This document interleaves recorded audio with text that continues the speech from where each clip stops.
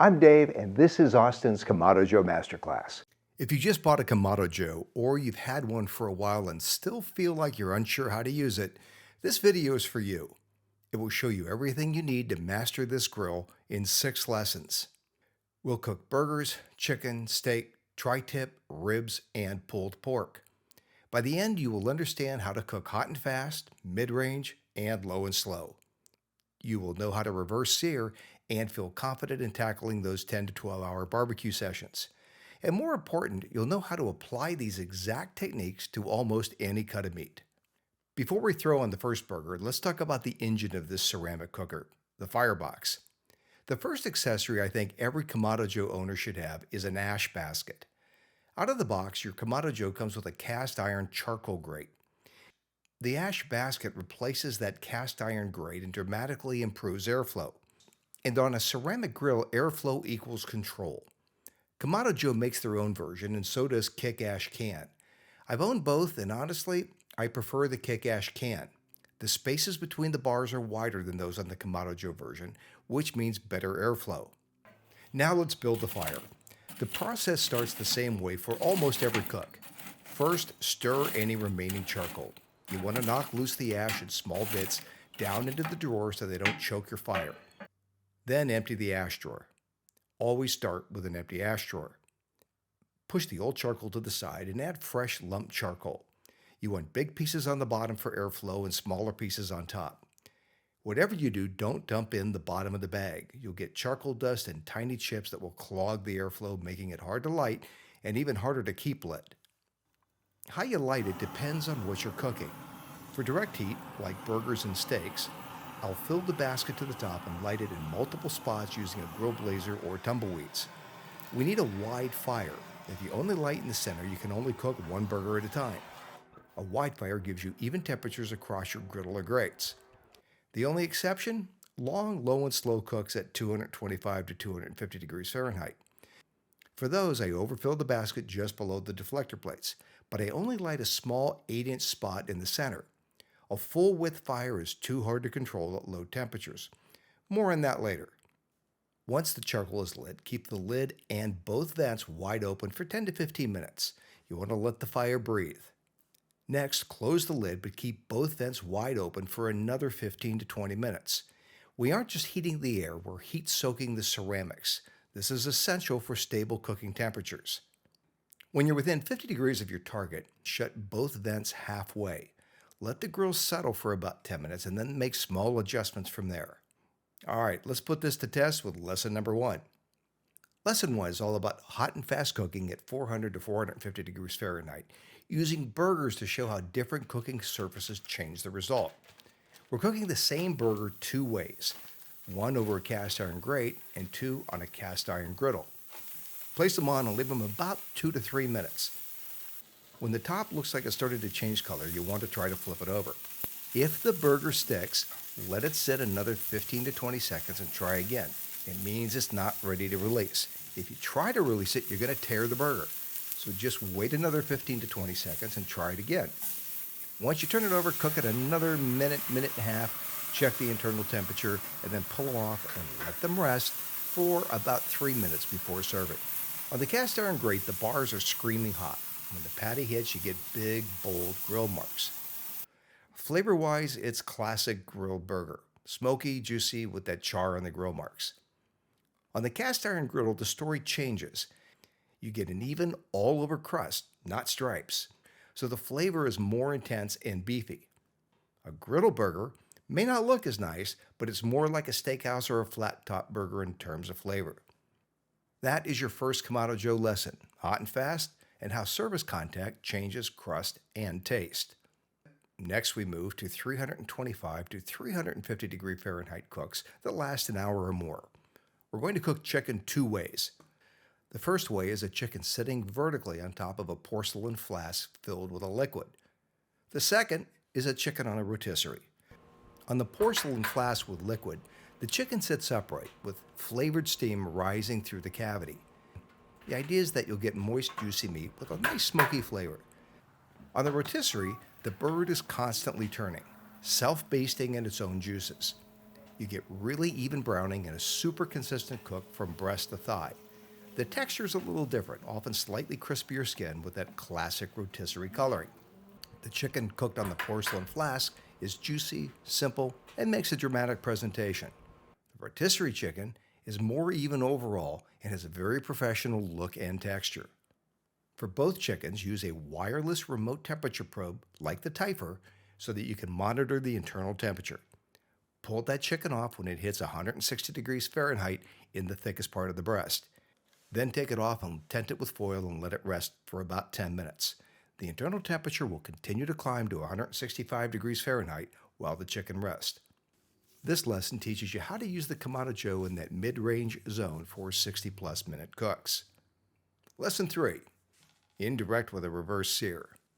Now we get precise. I have two 3-inch filet mignon steaks that weigh in at 11.5 ounces each. You don't want to try to cook a steak this large over high direct heat. The outer inch or so will be well done by the time the inside gets to medium rare. The same thing will happen if you take a cold 1.5 to 2-inch steak out of the refrigerator and place it on a hot grill. So when you cook a steak like this, we want to minimize the difference between the starting temperature and our target temperature. For thick steaks like these, take them out of the refrigerator at least 90 minutes before you plan on cooking them. These steaks have been out for 2 hours and the internal temperature is only up to 58 degrees Fahrenheit. I've set up my Kamado Joe for indirect heat at 250 degrees Fahrenheit. The steaks are going to go on a cast iron griddle plate so there are no flare-ups. I'll close the lid and take them off when the internal temperature reaches 115 degrees Fahrenheit. For this setup, I'm using my FireBoard, so I monitor the internal ambient temperature to make sure it stays at 250, and I have a meat temperature probe inside one of the steaks. After the steaks reach 115 degrees Fahrenheit internal temperature, I'll remove them, cover them with foil, and let them rest for 10 minutes while I reconfigure the Kamado Joe for direct heat at 600 degrees Fahrenheit. I'll finish one steak on the cast iron grates and the other steak on the cast iron griddle. I'll sear them about 90 seconds per side and turn them twice. That will give me nice crosshatch grill marks from the cast iron grate. It'll also build a nice crust on the cast iron griddle. Then I'll sear the sides all the way around for about 20 to 30 seconds per side to give the edges some color and help the inside finish cooking. Finally, the steaks will rest for 5 minutes before serving. Edge to edge medium rare with a thin, beautifully browned crust. This is the core of Lesson 3. Reverse sear gives you a lot of control. Lesson 4 takes that reverse sear concept and applies it to a larger cut, the tri-tip. We'll marinate the tri-tip to build flavor and help tenderize it. Then we'll cook it at 250 degrees Fahrenheit, just like the reverse sear filet, until it approaches our internal temperature. You'll find the ingredients for the tri-tip marinade in the description of this video. Mix all the marinade ingredients in a medium bowl. Then use a fork to poke holes in both sides of the tri-tip. Place the tri-tip in a non-reactive container, like a glass vessel or a vacuum-sealed food bag. Add the marinade and cover it or seal it. Refrigerate for 8 hours, turning it over after 4 hours. After 8 hours of marinating, remove the tri-tip from the refrigerator, rinse it off, and pat it completely dry with paper towels. Let it come up close to room temperature for about 60 to 90 minutes before cooking. Set up your Kamado Joe for indirect heat at 250 degrees Fahrenheit. Remove the roast when the internal temperature hits 115 degrees Fahrenheit. Tent it loosely with foil and let it rest for 10 to 15 minutes while you reconfigure the Kamado Joe for 600 degrees Fahrenheit direct heat. Return the roast to the smoker and grill, turning once until the internal temperature reaches 124 degrees Fahrenheit. Then rest the roast for about 10 minutes, slice across the grain, and serve. We're using the same method from Lesson 3, but on a roast-sized piece of meat, learning timing, patience, and how carryover heat works on larger cuts. Lesson 5, Low and Slow.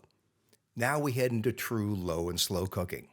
Lesson 5 is about baby back ribs at 250 degrees Fahrenheit. For this cook, I'm using a FireBoard temperature controller to monitor and maintain a steady ambient temperature inside the Kamado Joe. I'm also using a 3-2-1 style method. That means the ribs will go on the grill and smoke unwrapped for 3 hours. That will help build flavor and a little bit of bark. Then I'll wrap each rack in heavy-duty foil with some liquid and seal that up tight. Cook them for another 2 hours to tenderize them. Finally, they'll go back on the grill to set the glaze and finish the bark. For this cook, we're going to modify the 3-2-1 method just a little bit and cut that last hour short. I think having baby back ribs on the grill for that last hour over direct heat is a little too much, so we're going to cut it down to about 30 minutes. For this setup, I'm adding 2 or 3 chunks of applewood to my coals just outside the 8-inch ring of fire that I've lit. After you set up the smoker for indirect heat, place a water pan directly on the heat deflector right below the grates. Fill it halfway with water. The inside of a smoker is a harsh environment, and the water pan adds a little moisture and helps create better bark.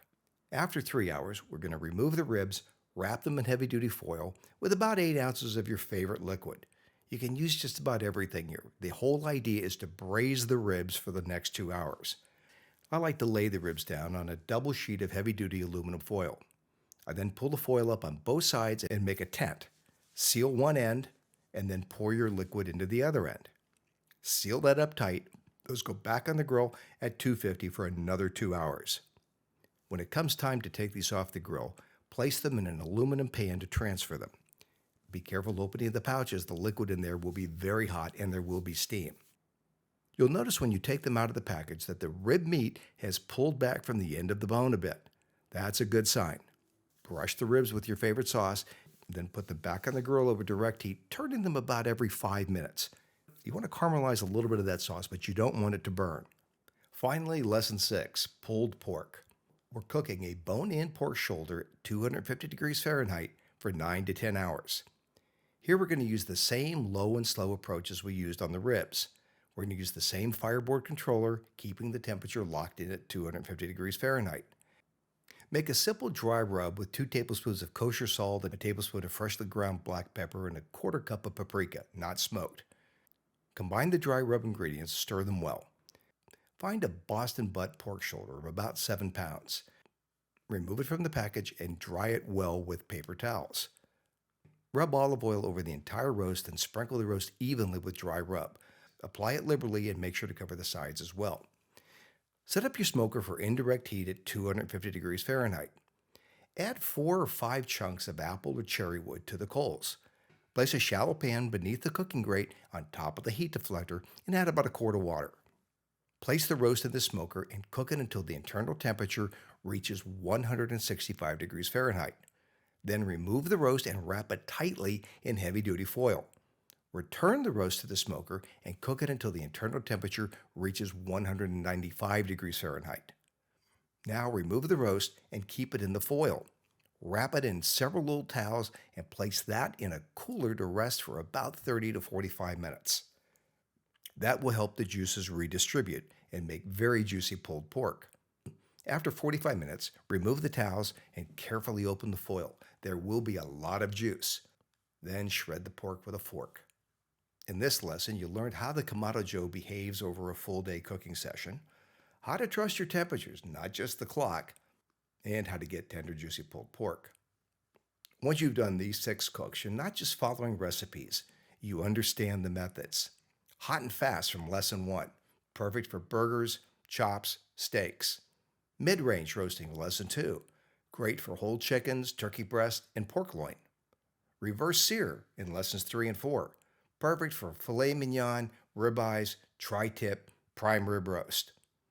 Low and slow from lessons 5 and 6, great for ribs, pulled pork, brisket, beef ribs, turkey, and prime rib if you like a smoky flavor.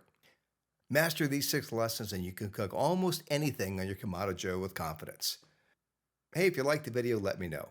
And if you're ready for more Kamado Joe cooks, hit subscribe and watch my Kamado Joe 101 playlist right now.